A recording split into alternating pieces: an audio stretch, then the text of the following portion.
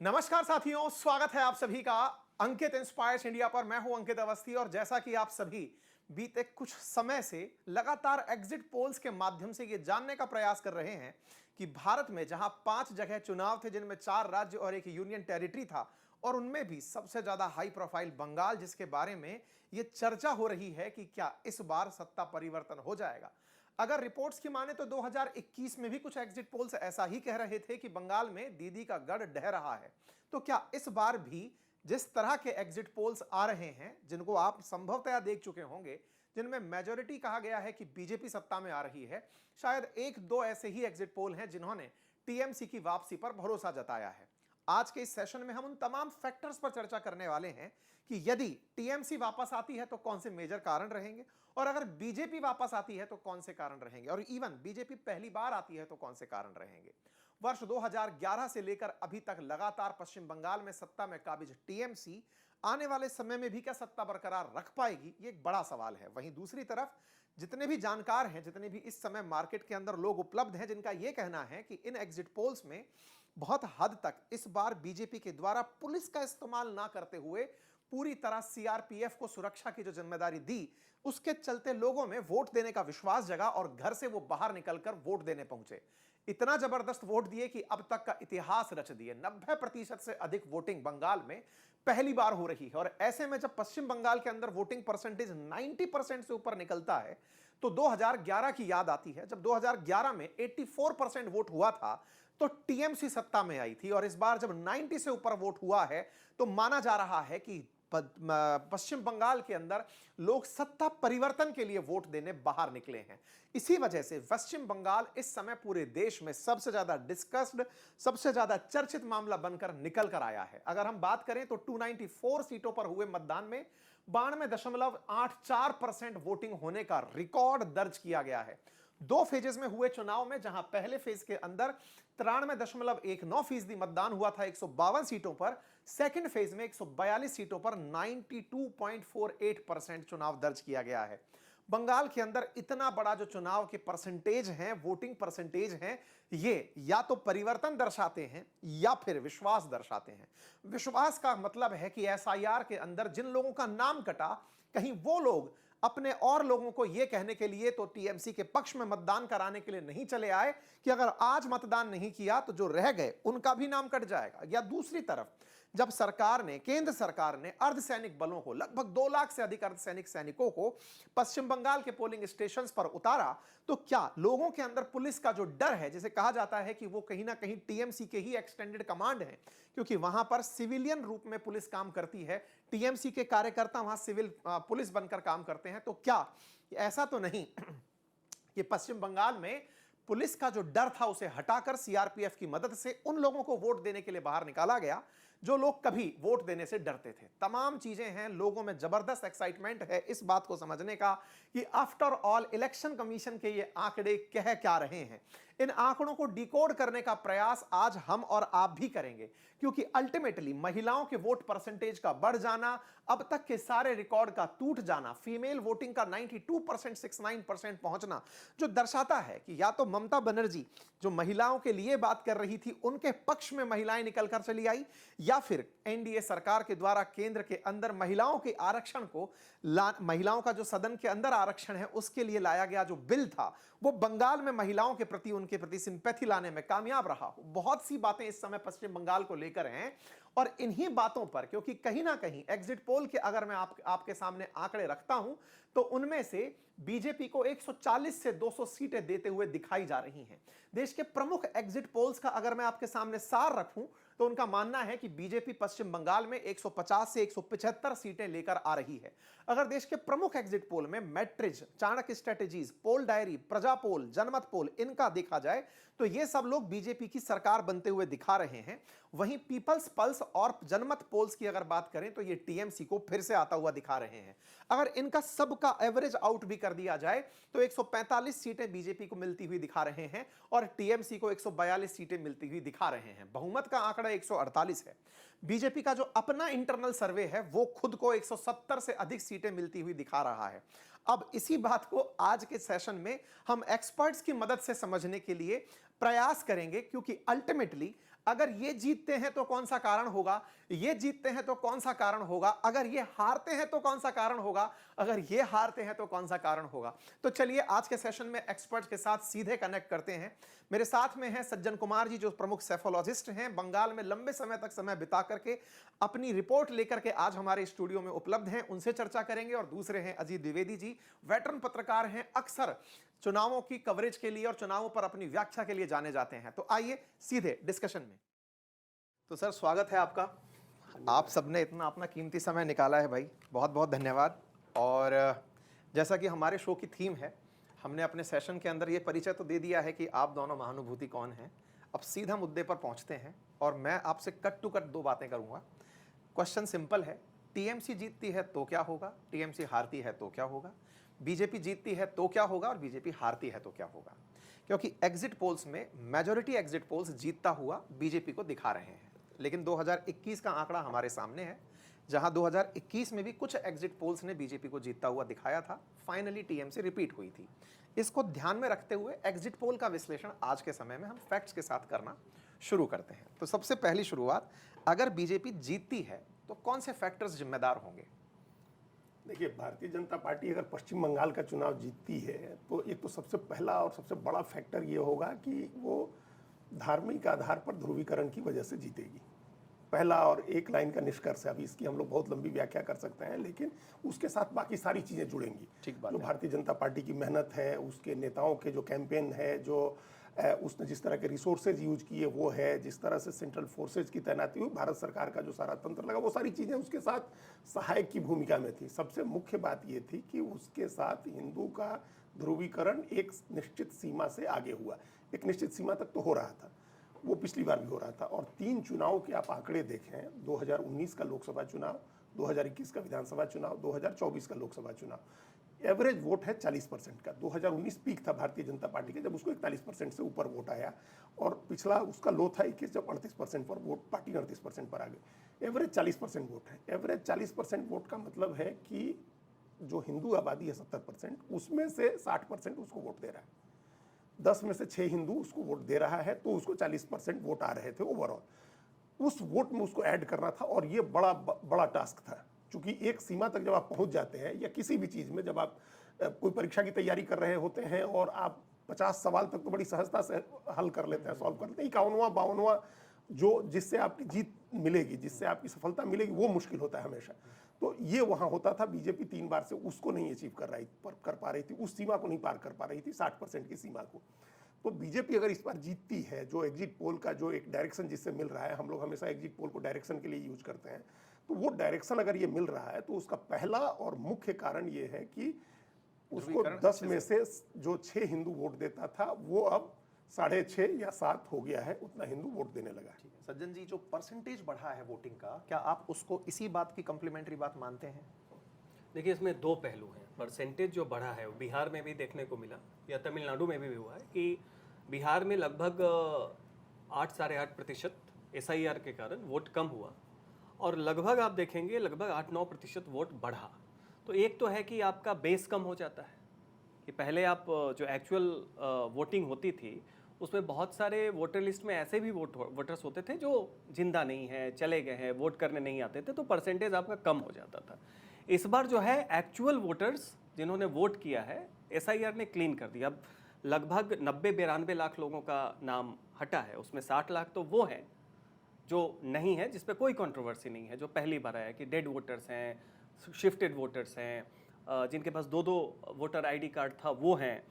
लेकिन बाद में जो 30-32 लाख नाम कटे, वो थे जो वोटर थे, लेकिन वो अपना क्रेडेंशियल नहीं प्रूव कर पाए। ठीक है, तो लगभग 9% वोट शेयर पहले ही हट गया था। हाँ, मतलब 10 करोड़ के आसपास पश्चिम बंगाल की आबादी है, if I am not wrong. बिल्कुल बिल्कुल। और उसमें से अगर आप 90 लाख हटा दे रहे हैं तो 9% वोटर को आपने सीधा हटा दिया। हाँ, लेकिन वो तो आबादी से आप बता रहे हैं। वोटर्स में तो ये ज्यादा हो जाता है, वोटर्स में ज्यादा, बहुत बिल्कुल ठीक बात है। आबादी में वो लोग भी हैं जो कि माइनर्स ये हैं। लगभग 11-12% हो जाता है। ठीक है।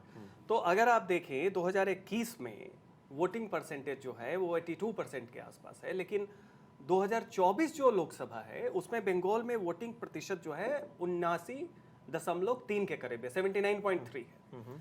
अब उसके हिसाब से अगर आप SIR को जोड़ें तो 90% के आसपास जाना एक स्वाभाविक, अगर उतना नहीं जाता तो आश्चर्य होता। ये प्रोपोर्शनेट है, लेकिन मैथमेटिकल एनालिसिस लेकिन बावजूद इसके 2-2.5% वोट ओवर एंड एबव हुआ है। एसआईआर को आप फैक्टर कर ले तो भी वो कैसे हुआ है, अब उसे अलग अलग तरीके से लोग देख रहे हैं। बीजेपी का मानना है कि ये एंटी इनकम्बेंसी और लार्जर हिंदू वोटर्स का डर का फैक्टर कम होने के कारण निकल के आके वोट करने का प्रभाव है।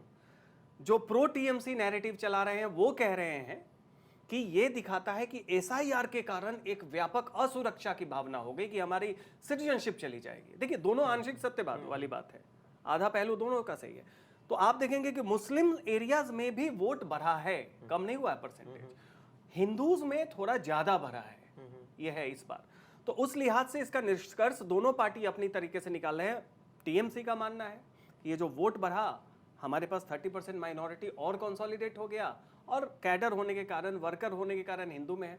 और जो ग्राउंड सिनेरियो में जो एंटी इनकम्बेंसी है जिसकी बात बता रहे थे अजीत सर, बीजेपी का मानना है कि वो एंटी इनकम्बेंसी और एक हिंदू कंसोलिडेशन सेंटीमेंट जो है वो एक कारण रहा है कि लोगों ने खुल के मतदान दिया है। आपने जिस नागरिकता का पॉइंट उठाया, नागरिकता जो सीएए के समय एक बड़ा मुद्दा बना था, तो क्या एसआईआर ने उस मुद्दे को और पका दिया क्या? जस्ट एक एक्सटेंशन है क्वेश्चन का। नहीं, देखिए ये बात, आप ये सीए देखिए कब कानून बना था, 2019 में कानून बना, तो क्यों नहीं उसको लागू किया गया? उसको इम्प्लीमेंट किया गया है 2024 में।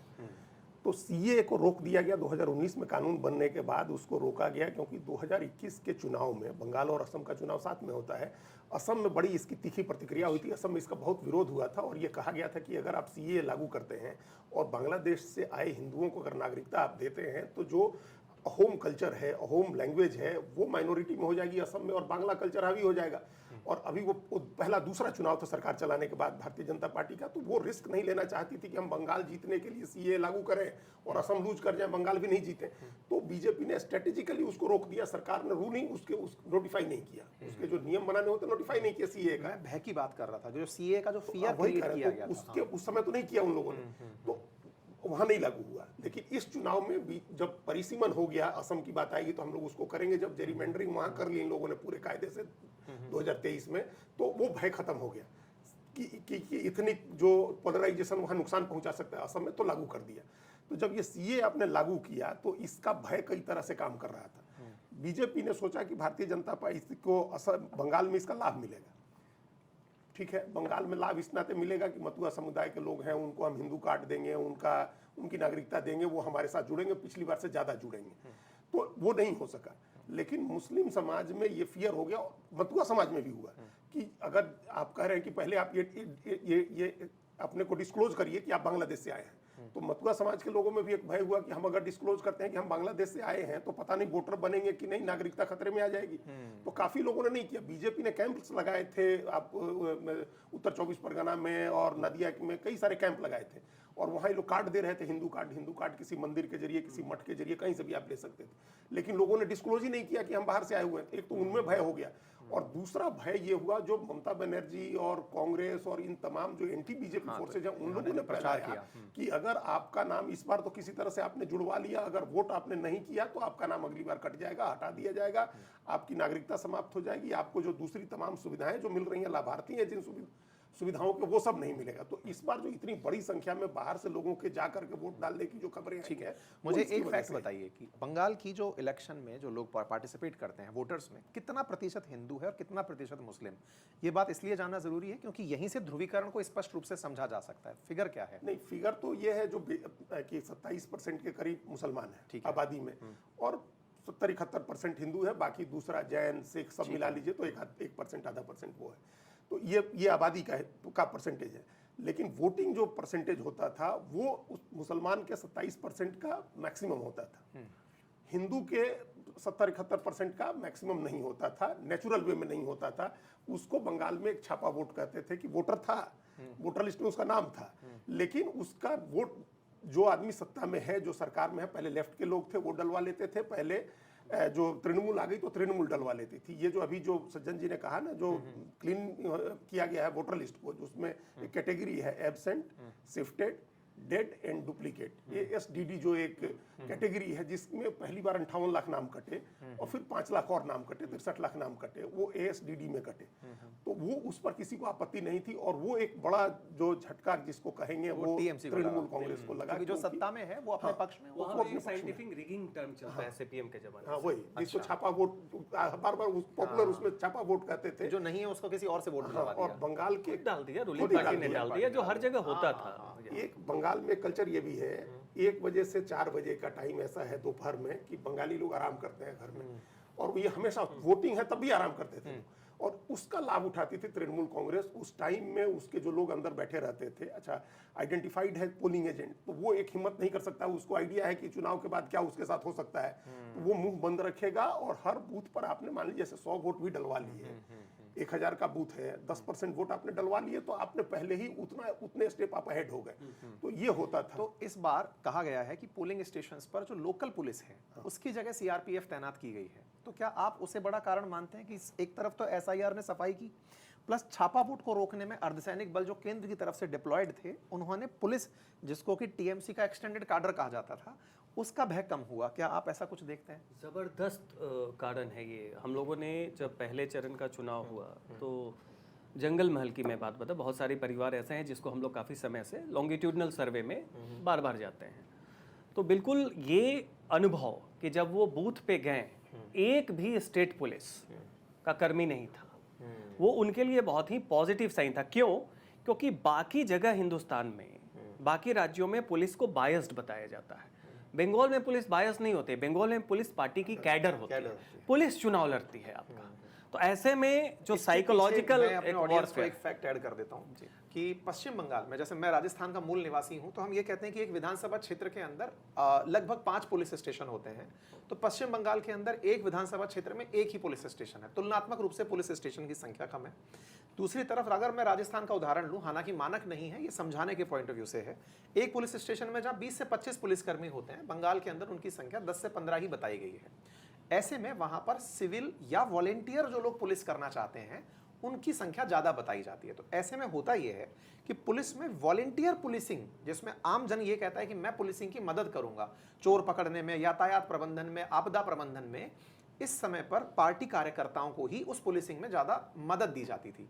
ये बने हुए जो वॉलेंटियर पुलिसकर्मी थे, इनका इलेक्शन में भी उपयोग होने लगता था। वो उपयोग नहीं, दुरुपयोग था, क्योंकि पार्टी से बायस्ड व्यक्ति ही अगर पुलिसिंग कर रहा है तो वो अपने को मजबूत करने का प्रयास करेगा ताकि अगली बार सत्ता आए तो उसकी नौकरी ना जाए।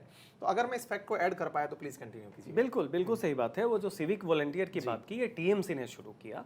आप पूरे हिंदुस्तान में कहीं नहीं देखेंगे कि नेशनल हाईवे पे पुलिस बैरियर लगा।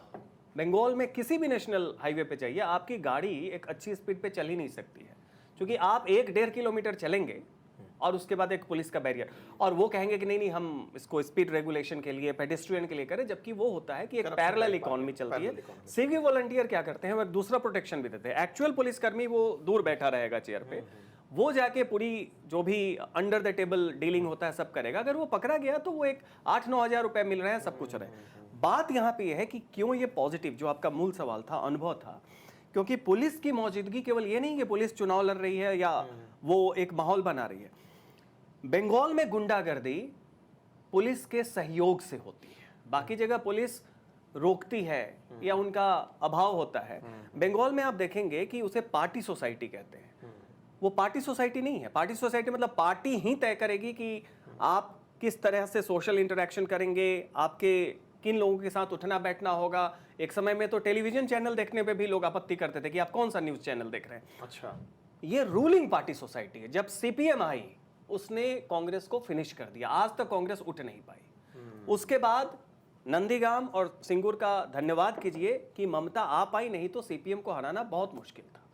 फिर जब ममता आई, उन्होंने सीपीएम को खत्म कर दिया। तो वो देखिए, जो पीड़ित होता है जैसे ही वो सत्ता में आता है, वही टूल टैक्स अपनाता है, तो वो, अपनाता और है। वो पुलिस के बल पे होता है। तो पुलिस का, स्टेट पुलिस का वहां नहीं होना फियर फैक्टर को कम करने में एक बहुत बड़ा कारण रहा है।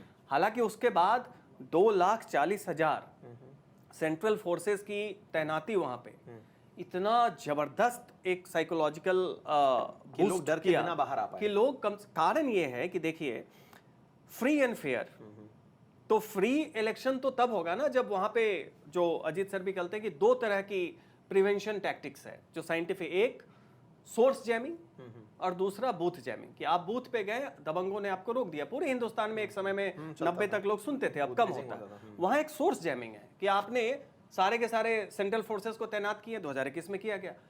उसके घर पे एक दिन पहले जाके धमकी दी जाएगी कि तुम्हें हमें वोट नहीं देना, मत देना, घर पे बैठो, क्योंकि ये केंद्रीय वाहिनी जो है ये चली जाएगी, तुम यहीं पे रहोगे। इसको सोर्स जैमिंग करते हैं। इसी कारण से देखिए कि सेंट्रल फोर्सेस की तैनाती नहीं, उनकी सक्रियता बढ़ी। ये भी घोषणा की गई कि चुनाव के बाद भी 2 महीने रहेंगे। लोग pre poll, polling day and post poll survey करते हैं। वहां pre poll violence, polling day violence और post poll violence methodical way में होता है। ये नहीं कि आपको गुस्सा आया है, आप करते हैं कि वो इंस्ट्रूमेंट है। इस बार जो ताकि अगली बार डराने में काम में लिया जा सके। निश्चित तौर पे तो जो एक जिनका नाम लोग नहीं ले रहे हैं, केजी राव 2005, क्योंकि बिहार में सामाजिक तौर पे गुंडागर्दी चलती थी, यहाँ पार्टी के तौर पे गुंडागर्दी। जो चीज 2005 में केजी राव ने बिहार में किया, इस बार चुनाव आयोग ने वही चीज बंगाल में किया है। इससे निश्चित तौर पे सत्तारूढ़ दल को वो छापा वोट जो बंगाली उनकी शब्दावली, उसका नुकसान हुआ। ठीक है, अब यहाँ पे 2 पॉइंट बड़े निकल कर आए। पहला कि पोलराइजेशन अच्छे से हुआ। दूसरा, जो वोट डालने के लिए एसआईआर का उपयोग इलेक्शन कमीशन के थ्रू, इलेक्शन कमीशन ने ही अर्धसैनिक बलों की तैनाती की, या फिर ये तक कहा जाए कि लोगों को फ्री वोट दिलवाने के लिए, फेयर वोट दिलवाने के लिए एक माहौल बनाया गया। इसमें कहा गया, मेरे कुछ जानकार सूत्रों ने ये भी जानकारी दी कि जो वोटर को एक्नॉलेज किया जाता है या उनको मोटिवेट किया जाता है कि तुम्हें वोट देने जाना है, वो कैंपेन भी इस बार बहुत सक्रियता के साथ वहाँ चला। मेरा सवाल ये है कि अगर आपको प्रायोरिटाइज करने का मौका दिया जाए कि ध्रुवीकरण में कौन सा मुद्दा ऐसा रहा जिसने सबसे ज़्यादा ध्रुवीकरण किया। मैं अगर दूर से बैठकर देखता हूं तो कुछ मुद्दे मुझ तक जो पहुंचे, मछली का मुद्दा बहुत बड़ा मुद्दा बना, काबा मदीना का मुद्दा बड़ा मुद्दा बना। ये मुद्दे आपकी नज़र में अगर कहा जाए कि कौन सा ऐसा पॉइंट था जो ट्रिगर पॉइंट बना कि ये तो बांट कर ही रहेगा, क्या लगता है? इसके एक तात्कालिक मुद्दे में अगर आप कहिएगा तो भारतीय जनता पार्टी की तरफ से ये प्रयास लगातार किया गया। जो इसमें ऐड करने एक बात खाली की, आपको याद होगा डेरेक ओब्रायन मिलने गए थे चुनाव आयोग से और मिल के बड़े तमतमाए हुए उन्होंने आकर के कहा कि हमको गेट लॉस्ट कहा है चुनाव आयोग ने। तो चुनाव आयोग ने तृणमूल का नाम लेकर के कहा था कि तृणमूल के लोगों तुम सावधान हो जाओ, सोर्स जैमिंग, बूथ जैमिंग से मुक्त चुनाव होगा, भय मुक्त होगा, हिंसा मुक्त होगा, ये सब चुनाव आयोग ने नाम लेकर के कहा। तो एक जो साइकोलॉजिकल वॉरफेयर जिसको बोलते हैं, वो एक तरह से चुनाव आयोग ने अपनी तरफ से चलाया हुआ था लोगों को करने के लिए। अब आप इस ट्रिगर की बात, जिस एक धार्मिक ध्रुवीकरण के जिस ट्रिगर की बात कर रहे हैं, ये कॉन्टिन्यूअस प्रोसेस में था। ये पिछली बार भी हम कह रहे हैं कि जब 100 में से 60 देश के कितने हिस्से हैं जहां 100 में से 60 हिंदू एक पार्टी को वोट करता होगा, असम को छोड़ दीजिए, ये यहाँ ऑलरेडी माहौल बन चुका था, ये ध्रुवीकरण होता था। लेकिन वहाँ क्या है कि हिंदुत्व जो बीजेपी का हिंदुत्व है वो बंगाल के हिंदुत्व से थोड़ा अलग है। बीजेपी का हिंदुत्व जो वैष्णव हिंदुत्व है, जो प्रोजेक्ट हिंदुत्व जिसकी हम लोग बात करते हैं आरएसएस की, कि पूरे देश को वैष्णव बनाना है, और ये इसका कॉन्फ्लिक्ट था बंगाल के हिंदुत्व से। शाक्त था इनका, शाक्त संप्रदाय है बंगाल में, और शिव की भी पूजा होती है, शैव भी है, और चैतन्य महाप्रभु की वजह से कृष्ण का भी एक असर है वहाँ। तो ममता बनर्जी इस 3 को टारगेट करती थी, इस 3 हिंदू को। उन्होंने जगन्नाथ धाम बनवाया दीघा में, दुर्गा आंगन शुरू किया उन्होंने राजारहाट में, न्यू टाउन में कलकत्ता में, और वहाँ सिलीगुड़ी में उन्होंने महाकाल का मंदिर उनको कहा कि सरकारी खर्चे से बनवाएंगे हम, और इस बार दुर्गा पूजा के पैसे भी उन्होंने बढ़वाए थे। तो ये जो उस हिंदुत्व को वो टारगेट कर रही थी, एक हम लोग लगातार चर्चा जो करते हैं कि बीजेपी 70% हिंदू को टारगेट कर रही है, उस 70% में भी डिवीजन था। एक 40% के करीब बांग्ला बोलने वाला जो हिंदू था, जो कल्चरली डिफरेंट था दूसरे हिंदू से, और अपने को कल्चरली और लिंग्विस्टिक आधार पर मुसलमान के ज्यादा नजदीक पाता था कि हमारा पहनावा एक जैसा है, खान पान एक जैसा है, बोली एक जैसी है। उसके पीछे जो हम लोगों ने जानकारी जुटाई उसमें बताया गया कि जो उत्तर भारत का मेजर हिंदुत्व है वो सनातन हिंदुत्व है, जिसमें शाकाहार को बहुत प्रमोट किया जाता है। हाँ। और वहीं बंगाल की जब बात की जाती है तो मांसाहार में मछली को भगवान देवी का प्रसाद माना जाता है, तो उसे शाक्त हिंदुत्व कहा गया। तो सनातन से शाक्त का जो शिफ्टिंग था, इसको बीजेपी करने में कामयाब दिखी। एग्जैक्टली वही हम अभी कह रहे थे कि ये हिंदुत्व का जो बेसिक फर्क था दोनों के हिंदुत्व का, तो बीजेपी नहीं कर पा रही थी।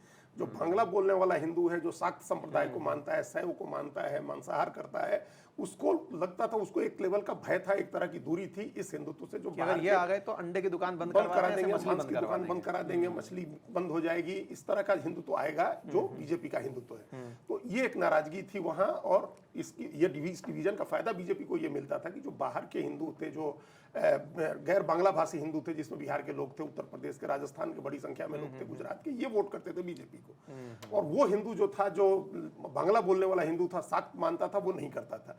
तो इस बार बीजेपी ने वो दूरी मिटाई।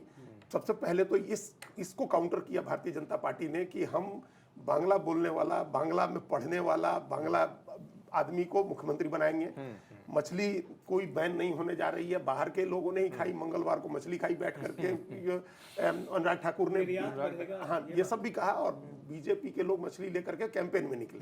तो इस मछली वाले को काउंटर किया उन्होंने। हिंदुत्व के उस धारा को मर्ज करने की कोशिश की कि कोई दूरी नहीं है, चाहे हिंदुत्व बांग्ला बोलने वाला हो या गैर बांग्ला हो। तो ये जो कॉन्टिन्यूअस एक प्रोसेस चल रहा था, उस प्रोसेस के तहत बीजेपी ने उस दूरी को खत्म किया, जो दूरी एक एडवांटेज देता था ममता बनर्जी को। वो हिंदू भी जो बांग्ला भाषी है, जो गैर बांग्ला भाषी है, वो आए। और इसमें जो सबसे बड़ा काम था वो घुसपैठ का इशू था। और आपको एक बात एक याद दिलाएं, 15 मार्च को, 16 मार्च को चुनाव की घोषणा हुई थी। 15 मार्च को प्रधानमंत्री नरेंद्र मोदी ने अपनी रैली में कहा था कि अगर भाजपा नहीं जीती तो हिंदू अल्पसंख्यक हो जाएगा। तो वो जो हिंदू था, जो बांग्ला भाषी हिंदू था, जो अपने को मुसलमान के नजदीक पाता था, उसको डर हुआ, उसको ये लगने लगा, वो अपने व्यवहारिक अनुभव से भी समझ रहा था, ये जो मुसलमान की आबादी बढ़ रही है, ये हमारे और हमारे बच्चों के भविष्य के लिए आगे खतरा है। जनसंख्या की संरचना भी बदल रही है, हमारे संसाधनों पर इनका हक बढ़ता जा रहा है। ममता बनर्जी की तुष्टीकरण की नीति के कारण इनको कोई कुछ नहीं बोल रहा है। तो इस फियर ने उनको बीजेपी के नजदीक पहुंचाया, और फिर बीजेपी ने ये व्यवस्था की कि वो जाकर के वोट डाले। ठीक है, इस पॉइंट में जैसा अभी अपन ने देखा कि बीजेपी अक्सर, अगर अपन पीछा इतिहास निकाल के देखें, तो वो साल भर से चाहे जो मोमेंटम बनाए, लेकिन वो इलेक्शन टाइम पर अपोजिशन की हर एक गलती को तुरंत एंटरटेन करती है कि अगर आप ये बोलोगे तो लोग काट इंस्टेंट तैयार की जाएगी। ऐसा नहीं कि तरकश में तीर पहले से थे, हम इंस्टेंट बनाएंगे। चाहे काबा मदीना दिल में बसता है, उसके तोड़ में तुरंत ये कहना कि हमारे माँ काली बसती है। ये जो इंस्टेंट कैंपेन प्लान होता है, इसमें अमित शाह जी का 15 दिन बंगाल में कैंप करना और 3 बजे सुबह उठ करके ये सब कैडर के साथ बैठकर पोलिंग स्टेशन जो 80,000 से ऊपर बताए गए, उनके लोगों के साथ कनेक्ट बनाना, इसको आप कैसे देखते हैं? मतलब क्या इसने इम्पैक्ट क्रिएट किया? नहीं, देखिए, इसमें 2-3 बातें हैं जी। इम्पैक्ट क्रिएट ही नहीं किया, वही इम्पैक्ट है, और कोई इम्पैक्ट नहीं। पहली बात तो ये देखिए कि वहाँ पे जब हम लोग नवंबर में गए तो एंटी टीएमसी सेंटीमेंट बहुत ज़बरदस्त था, लेकिन उसके साथ प्रदेश बीजेपी के नेतृत्व से और लीडर से काफ़ी फ्रस्ट्रेशन भी था। सक्रिय नहीं थे वो लोग। सक्रिय नहीं थे। एक व्यक्ति ने बताया, जो प्रो बीजेपी सेंटीमेंट का आम आदमी था, बोला कि आप 4 साल 9 महीने नहीं रहते हैं, अचानक आते हैं, और 3 महीने में आके पूरी ताकत झोंक देते हैं। तो उसने कहा कि बदलाव हो रहा है, लेकिन अगर ये पहले से होता, उसका इशारा था कि अमित शाह जो कर रहे हैं, ये प्रदेश नेतृत्व के लोग भी, शुभेंदु अधिकारी हैं, दिलीप घोष हैं, समीक भट्टाचार्य हैं, शांतनु मजुमदार हैं, ये हैं सुकांतो मजुमदार और शांतनु ठाकुर, ये सब जो नेता हैं, जो अपने अपने फैक्शन में लगे हुए हैं, उसका ये फ्रस्ट्रेशन और ये जनमानस का भी था। लेकिन बाद में जब पिछले 1-1.5 महीने में अमित शाह और प्रधानमंत्री, ये जो ड्यूओ ने आके पूरी की पूरी ताकत झोंकी, और फिर चुनाव आयोग ने माहौल बनाया, तो उसमें लोग क्या कहते हैं कि ओपीडी मोड में भले ही बीजेपी चूक जाए, लेकिन जब वो आईसीयू मोड में आती है तो फिर वो मान के चलिए कि मुर्दे को भी जिंदा करने की पूरी कोशिश करती है, उसमें कोई कसर नहीं छोड़ती। तो इसमें क्या तंत्र विद्या का काम ईडी, सीबीआई, एनआईए ये सब करते हैं? अगर आप फियर एक फैक्टर है, फियर बंगाल में मेथड है, सीपीएम के जमाने से टीएमसी के टाइम तक फियर फैक्टर एक वो मेथड है, जो अजीत सर ने कहा कि हिंदुओं का वोट कम होता था। कारण ये था कि उसमें हिंदी भाषी लोग होते थे। अब आप चले जाइए हावड़ा में, आप चले जाइए चौरंगी में, एंतले में, जोरा साको में, जहाँ पे मारवाड़ी या हिंदी भाषी बिजनेसमैन बड़े बड़े, उनके कॉलोनी के आगे टीएमसी का एक गुंडा, वहाँ गुंडा ही कहा जाता है, वो बाइक पे बस वो खड़ा हो जाता था, लोग देखते थे और वोट देने नहीं निकल। ये साइंटिफिक रिगिंग यही है, सोर्स जैमिंग, कि आप निकलने ही नहीं देंगे, कोई धमकी नहीं, कुछ नहीं, एक दिन पहले चला गया। अब इस बार जो ईडी का, या आप कहिए एनआईए की भी वर्दी पहन के बहुत लोग घूम रहे थे, ये साइकोलॉजिकल वॉरफेयर है। कारण ये है कि जिस वोटर को आप सोर्स जैमिंग, या ये कहना कि परसेप्शन में कुछ भी कर लो, आएंगे हम ही फिर देख लेंगे, तो ये परसेप्शन वॉर को जीतना जरूरी था। तो उसमें इलेक्शन कमीशन ने एक कॉन्स्टिट्यूशनल दायित्व को निभाया, बीजेपी ने अपनी तरफ से पूरा प्रयास किया, लेकिन पब्लिक के लिए वो दोनों सिंक्रोनाइज था।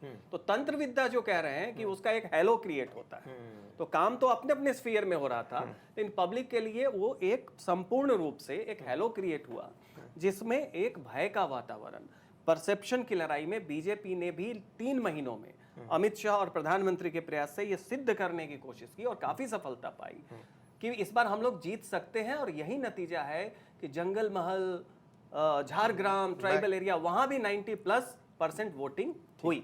तो क्या मैं इसको ये कह सकता हूं कि डर को डर से डराने का प्रयास किया गया? ये तो बंगाल का मेथड है, बंगाल में ऐसी होता है। अगर यही हुआ तो फिर बंगाल किस चीज को इलेक्ट कर रहा है? डर से बड़े डर को? नहीं, लेकिन अब ये उम्मीद कर रहे हैं बंगाल के लोग, 2 चीजों की उम्मीद कर रहे हैं। एक तो ये कि भारतीय जनता पार्टी उस तरह की पार्टी नहीं है जैसे तृणमूल कांग्रेस है। उसके लिए अपने अस्तित्व की रक्षा करने के लिए गुंडा तत्व को उस तरह से अडॉप्ट करना, उसका इस्तेमाल करना भाजपा उस तरह से नहीं करेगी। एक तो ये लोगों की उम्मीद है कि एक राष्ट्रीय पार्टी है, देश में भी उसकी सरकार है, तो वो अब बंगाल को जीतने के बाद दूसरे मेथड अपनाएगी। वो एक उम्मीद की बात हम कर रहे हैं। वो मेथड ये है कि यहाँ विकास होगा, यहाँ इंडस्ट्री जाएंगी, फिर से यहाँ शांति बहाल होगी। एक तो ये उम्मीद है, और दूसरी उम्मीद जो भय की जहाँ लोग उम्मीद कर रहे हैं वो है घुसपैठ रोकने के लिए बीजेपी अपना भय का जो उसके पास जो संसाधन होंगे पुलिस का और केंद्रीय बलों का, उसका इस्तेमाल करेगी घुसपैठ को रोकने के लिए। और आप बंगाल जाइए, आप हम तो काफ़ी हम घूमे हुए हैं, भी घूम के आए, आप जा करके देखिए वहाँ पार्क स्ट्रीट में और साल्ट लेक में और बेहाला में और बालीगंज में, ये अपर जो अपस्केल मार्केट्स हैं, वहाँ भी कैसे आपकी दुकान के आगे रेहड़ी लगा करके खड़े हैं 2 लोग, उन लोगों ने अपनी रेहड़ी लगा ली, वहाँ कोई हटा नहीं सकता है। पेडेस्ट्रियन पे दोनों तरफ लगाते हैं। जैसे अगर ये एक पगडंडी है तो आधे में एक और दूसरी तरफ से एक, और सामने आपकी दुकान है सड़क से, तो आपको ऐसे घूम के कम से कम 500 मीटर के बाद आपको आना पड़ेगा, आप सड़क से सीधे नहीं आ सकते। तो ये जो स्थिति है, यही जो पहले हमने कहा ना कि ये लोगों को लग रहा था कि ये तो भविष्य के लिए बड़ी चिंता, पर हम लोग कल्चरली और लिंग्विस्टिकली कितने दिन एकता इनके साथ दिखाते रहेंगे और ये लोग ऐसे हावी होते रहेंगे सरकार के समर्थन से। तो जो भय चुनने की आपने बात कही, ये एक डिफरेंट काइंड ऑफ फियर होगा। ये होगा तब पता चलेगा। नहीं होगा, जब होगा। क्या होता है कि जब केंद्र में बैठकर आप देखते हो, दिल्ली से बैठ के जब बंगाल देखते हो, तो आपको दिल्ली से जो भय पैदा होता है वो, और जो पश्चिम बंगाल में एग्जिस्टिंग भय है, वो समझ नहीं आता है। नहीं है। इसलिए मैं कह रहा हूँ कि जो आप लोग बोल रहे हैं, ये चूंकि आपके खुद के स्व अनुभूत अनुभव हैं जो आप बता पा रहे हैं, जो हमारे दर्शक हैं जिन्होंने कभी बंगाल में इस भय को महसूस ही नहीं किया, तो वो शायद अब तक अपनी बातों से इसको समझ पाए हो। तो इसमें मैं एक बहुत छोटा सा लोकसभा चुनाव में हमने सोचा कि वहाँ के लोकल ट्रेन में चले कि क्या बातचीत हो रही है। तो कोलकाता से कृष्णानगर लगभग 2-2.25 घंटे, मुझे जहाँ तक याद है कि जर्नी होती है। तो हमने टिकट कटवा के आराम से सोर्स स्टेशन से हम लोग बैठ गए। 1 घंटा हुआ होगा, उसके बाद एक व्यक्ति आके बोला कि अब आप उठ जाइए। मुझे बंगाली समझ में आती है, बोल नहीं पाते हैं, तो मैंने वो, आपको लगता है कि तबीयत खराब होगी या कुछ होगा? तो हुआ कि क्यों उठ जाए, तो उसने बताया कि आपका 1 घंटा हो गया, हाफ जर्नी हो गया। किस प्रदेश में आपने टिकट कटवा? वहां एक एंटाइटलमेंट जो है, जो सीपीएम का जो एक कल्चर है कि समय में भी मुझे हिस्सा चाहिए, भले ही मेरा कोई योगदान नहीं, कि आपने टिकट कटो, वो उसका ये कहना, हमने कहा कि नहीं उठेंगे भाई, आप जाइए कहीं और देखिए। बाकी लोगों ने भी कहा कहीं और बैठ जाओ। फिर हमें समझाने की कोशिश ये करी कि यहाँ पे ये नॉर्मल है कि 2 घंटे की जर्नी में आधा आपका जर्नी हो गया तो आधा कोई और कहेगा। ये अभी भी बचा हुआ है। एक पगडंडी, एक तो उस पर कुछ भी स्टॉल लगाना इलीगल है, उसमें भी क्या करते हैं कि बीच से बांट के एक पूरब तो दूसरी पश्चिम की तरफ, सामने मॉल खुला है, सामने बड़े बड़े शोरूम है, आप देख रहे हैं कि हाँ वहां बोर्ड है, लेकिन आने में आपको 100 मीटर आगे से घूम के ऐसे 200 मीटर आना पड़ेगा। ठीक है, तो हम इसको, इस वाली डिस्कशन को कंक्लूड करने की तरफ बढ़ते हैं, फिर हम एक और डिटेल डिस्कशन का समय निकालते हैं। कंक्लूसिव रिमार्क में एग्जिट पोल्स को आप कैसे देखते हैं और आप कैसे देखते हैं, दोनों बताइए, ताकि उससे हम आगे निकलें। और इन केस ये एग्जिट पोल पलट जाते हैं तो क्या आपके नजरिए होंगे? पहला आपसे रिमार्क, एग्जिट पोल को आप कैसे देख रहे हैं, कितना करीब है ये सत्ता परिवर्तन के? नहीं देखिए, बिल्कुल जो भी ग्राउंड इनपुट आ रहा है, जिस तरीके से भी बीजेपी की संगठनात्मक कमजोरी को देखते हुए ऐसा लग रहा था कि शायद टीएमसी खींच खांच के निकाल ले, पर एंटी इनकम्बेंसी तो दिख रही थी। और लेकिन जिस तरीके से मतदान हुए हिंदू क्षेत्र में भी, जिस तरीके से केंद्रीय फोर्सेस को देख के डर कम हुआ, ऐसा लग रहा है कि शायद एग्जिट पोल जो ज़्यादातर दिखा रहे हैं उस तरफ डायरेक्शनली चला जाए। लेकिन हुगली नदी, जैसा हमने कई बार कहा है कि वो दिन में जिस दिशा में बहती है, रात में उल्टी दिशा में बहती है। ये साइंटिफिकली बताना पड़ेगा, समुद्र का पानी चढ़ता है। ठीक है, हाँ, तो ये थोड़ा बंगाल का चरित्र भी है। दूसरा ये भी देखिए, माहौल पूरा था बीजेपी के लिए। सवाल ये था कि सेंटिमेंट क्या वोट में बदल पाएगा, इस बार लग रहा है बदला है, लेकिन क्या कुछ थोड़ी बहुत मतलब आपको भी संशय है कि इस रिजल्ट मेरे कहने का मतलब है कि मुझे लग रहा है कि सही होगा, लेकिन जो ये क्लोज इलेक्शन होगा, क्योंकि अभी से पहले विपक्षी पार्टियां 100% वोट को टारगेट करती थी, बीजेपी 70% को टारगेट कर रही है, क्योंकि 30% उससे अलग पहले है। से ही मान के चल रही है कि तो ये मेरा वोट नहीं तो इस कारण से मैं कहूंगा कि नतीजा शायद वही आए, लेकिन मार्जिन बहुत बड़ा विक्ट्री का मुझे ये नहीं लगता है वेव इलेक्शन है। ठीक है, ये मैं सर, कहना आपका रिमार्क।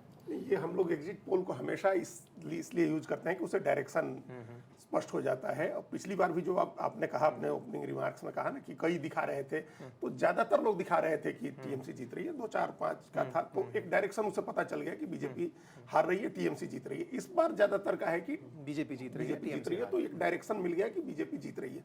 और इसको हम लोग जब फैक्टर करते हैं अपने जो ग्राउंड से हमारी रिपोर्ट थी, उस रिपोर्ट से भी ऐसा लग रहा है कि ये सही डायरेक्शन है, इस बार बीजेपी चुनाव जीत सकती है। उसने 2 चीजें ही करनी थी जो कर दी उसने। ठीक है। हम जीत सकते हैं और आप हमको वोट करिएगा तो आपके साथ कोई नुकसान नहीं होगा, ये दोनों चीजें उसने कर दिया था, इसलिए हिंदू वोट तो हमारा रिमार्क ये गया कि एग्जिट पोल्स जो दिखा रहे हैं, अगर मतलब अभी फिलहाल के लिए मंच इस तरफ आगे बढ़ रहा है, बाय एनी चांस ये पलट जाता है तो हमारा स्टेटमेंट क्या होगा वो पहले ही दे लेते हैं। बताइए सर, अगर ये रिजल्ट उल्टा हो गया, यानी कि एग्जिट पोल जो दिखा रहा है वैसा नहीं हुआ, तो क्या ऐसा फैक्टर होगा? यार इसको फैक्टर इन करना चाहिए था जब बात कर रहे थे। आपकी तरफ से एक पॉइंट। नहीं, वही एक पॉइंट है कि वो जो बांग्ला भाषी हिंदू है, इसका मतलब कि उसका अभी भी भारतीय जनता पार्टी के हिंदुत्व के प्रति वैसा रुझान नहीं बन पाया है। वो चुपचाप जा करके उसने फिर उसका जो अपनी आइडेंटिटी है, जो लैंग्वेज वाली जो आइडेंटिटी उस बांगा को पकड़ा। उसको उसकी वजह से उसने वोट कर दिया और ममता बनर्जी को 20% से ज्यादा हिंदू वोट मिल गया, इसकी वजह से ये पलट गया। मेरा ये मानना है कि फियर फैक्टर इसका मतलब 100% कम नहीं हुआ। आप देखिए दूसरे चरण में अभिषेक बनर्जी या बाकी लोगों का बयान देखिए, उन्होंने थ्रेट को डबल डाउन किया कि पिछली बार तो हम उदार थे, इतनी जगह से तुमने हराया उदारता में, लेकिन इस बार मैं खुद पर्सनली हिसाब लूंगा। तो आप देखिए कि एक मेथड है। तो अगर मान लीजिए जो आप कह रहे हैं, कुछ भी हो सकता है पॉलिटिक्स में, लेकिन अगर ऐसा होता है तो मुझे लगता है कि बहुत जगह सेंटिमेंट वोट में कन्वर्ट नहीं हुआ है। ठीक है, इसी के साथ अभी के लिए इतना ही। वार्ता जारी रहेगी एक और एपिसोड के अंदर। अभी आप इस बात का कंक्लूजन रिमार्क लीजिए, हम बाकी स्टेट्स की चर्चा लेकर आपके सामने आ रहे हैं। अगर जानकारी पसंद आई हो तो अपने साथियों से अवश्य साझा कीजिएगा। आपको क्या लगता है कि रिजल्ट्स किस दिशा में जा रहे हैं, कमेंट्स बॉक्स में जरूर बताइए। धन्यवाद।